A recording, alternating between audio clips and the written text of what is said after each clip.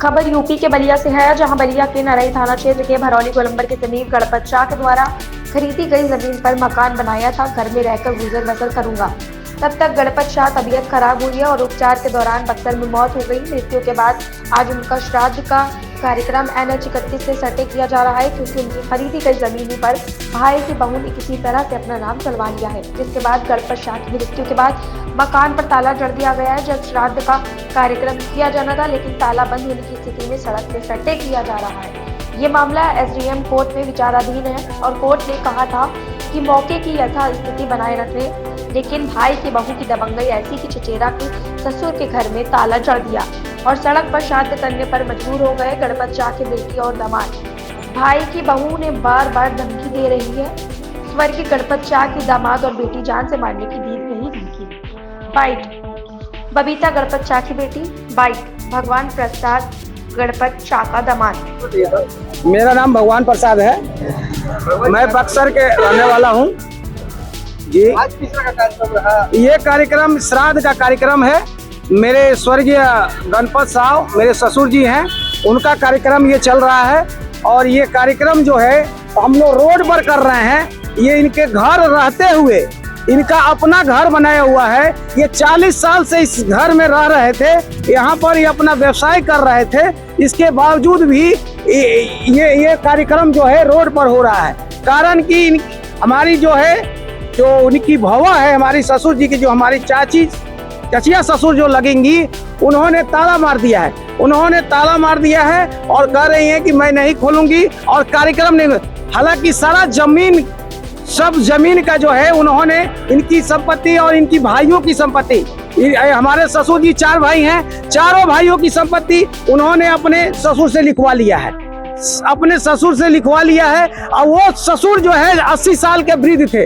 अब वो कैसे लिखवा लिए हैं कुछ पता नहीं चल रहा है और हम लोग उस पर केस किए हैं और केस किए हैं। ये घर जो है ये हम लोग, हमारे ससुर जी रह रहे थे, उनके काबिज में था और ये स्टे भी है और SDM ऑफिस से ये बताया गया था कि जो जैसे रह रहा है वैसे रहेगा, इस पर न कोई ईंटा लगेगा, कोई कुछ नहीं होगा।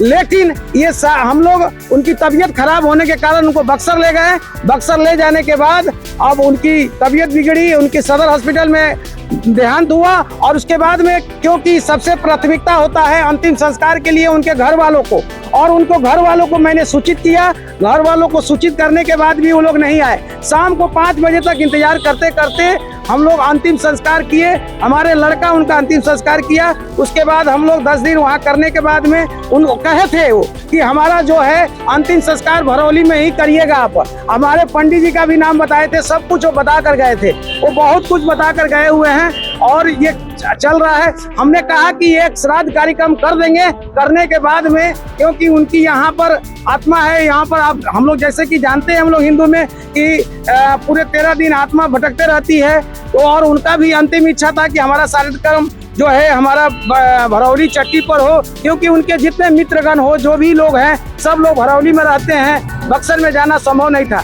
तो हम लोग इस कारण से उनके कहे हुए बातों से अब घर में नहीं, ताला बंद है। प्रशासन को भी हम लोग सहारा लिए, बोले तो प्रशासन बोला कि स्टे लगा हुआ है भाई, हम कुछ कर नहीं सकते हैं।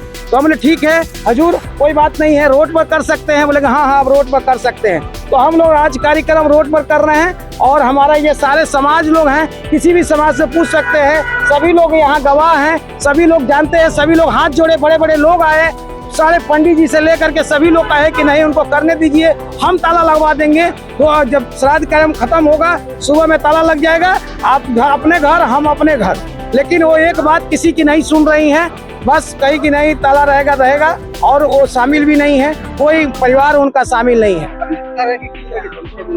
और हाँ एक बात और मैं भूल गया, मैं यहाँ सफाई करने के लिए आया था क्योंकि एक ताला बंद था। हमारे ससुर जी हमारे घर पर हम उनको ले गए थे, वो 95 साल के उम्र में एक्सपायर किए हैं और वो धमकी दे रही हैं कि तुम यहाँ आओगे भरौली तुमको मार दिया जाएगा, तुमको बलिया तुम चलो केस लड़ने, तुमको वहीं मार दिया जाएगा, मेरे पास बहुत आदमी है, तुमको गुंडा है, बदमाश है, बोल रही है कि मारने की धमकी दे रही है।